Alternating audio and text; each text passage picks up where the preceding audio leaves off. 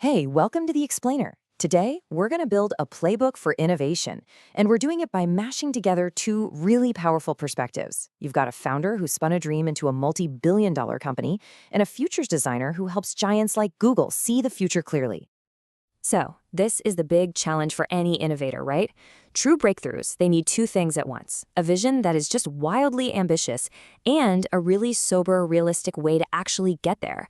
It's all about dreaming of that castle on the hill while knowing exactly which bricks you need to lay down today. Okay, so how do we actually get started? Our first guide is Canva founder Melanie Perkins, and she argues that you have to begin at the end. Her whole method is about setting a super clear, almost impossible destination from day one. She calls this column B thinking. Now, most of us get stuck over in column A. We look at the pile of bricks we have, our budget, our team, our resources, and we ask, okay, what can I build with this? Perkins completely flips the script. She starts in column B, picturing that perfect castle, and asks, what bricks do I need to make that happen? It's a total game changer, shifting you from being resource-led to being vision-led. And get this, it's not just some abstract idea or a metaphor. She literally has this vision on a wall in her house. It's a constant physical reminder of that castle on the hill that guides every single small decision she makes along the way. So this huge vision, it gets broken down into what her team at Canva calls crazy big goals. These are targets that are so audacious they inspire this relentless effort. The goal has to be so ambitious that it's actually a little scary. If it feels too reasonable, it just won't have the gravitational pull you need to get through the years of struggle that are definitely coming. All right, but a crazy goal is just, well, a dream, right? Without a plan, it's nothing. This is where Melanie's method gets super practical. She has a very specific process for turning that huge, abstract vision into concrete, manageable steps. She calls it the journey from chaos to clarity. You know how it is. Every great idea starts as this messy, jumbled thought in your head. That's chaos. The key here isn't just about organizing it. It's about making it real enough to be tested. Each step, writing it down, building a deck, creating a prototype, it forces you to face the flaws in your thinking. And it makes the vision just tangible enough for other people to finally see what you see. And look, this is where most of us just give up, right? That first step feels embarrassing. It's cringy because you don't have all the answers. But Perkins says that embracing that awkward first action, that clumsy prototype, that rough pitch deck, that is the single most important moment. It's the proof that you're moving from being a dreamer to being a builder. Okay, so you're on your way, you're building, but now you run into a new problem. Hype, doubt, all this conflicting information.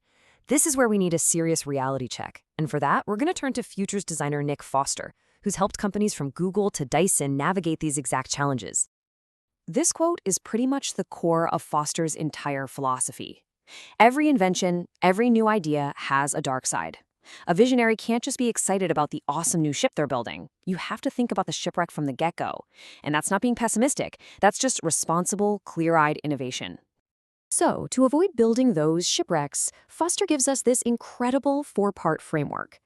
Most organizations, they only live in one or two of these boxes. You've got the founders and the tech visionaries living in could, always dreaming of what's possible. Then you have the finance department, who live and die by the spreadsheets in should. But to see the whole picture, you have to force yourself and your team to argue from all four perspectives. And this framework? It perfectly explains the buzzsaw Melanie Perkins ran into with investors. When she was pitching Canva, they were hitting her with should. The data says your market isn't big enough. And don't. The risks of competing with Adobe are just too high. Her genius was that she listened to their critiques to make her plan stronger, but she never, ever let go of her unshakable could vision. So what does all of this mean for you? Let's get really practical. We're going to build a playbook right now for leaders, whether you're in business or education, who want to drive real innovation where you work. For all you business leaders and managers out there, here's your new meeting agenda. Seriously, don't just ask your team for blue sky ideas. Assign these roles. Tell one person, you are arguing for could today. Tell another, you're the should person. And most importantly, you need someone whose job it is to be the don't voice in the room. This isn't about killing ideas. It's about making them stronger by pressure testing them against reality. And if you're a school leader, oh man, this is your secret weapon against the constant flood of new ed tech. Before you buy that shiny new thing based on the vendor's beautiful could promises, run it through this framework. What does the actual student outcome data should tell us? What might go wrong with implementation when you try to roll this out to 50 teachers? And what are the don't risks to student privacy or maybe even teacher burnout? It shifts the whole conversation from just chasing trends to deliberately building a better future for your students. So when you put it all together, what do you get? The ultimate innovator is a pragmatic dreamer. It's about having the sheer audacity of a column B vision, but also having the discipline of that four-part reality check. It's the perfect fusion of a founder's wild optimism with a futurist's sober clarity.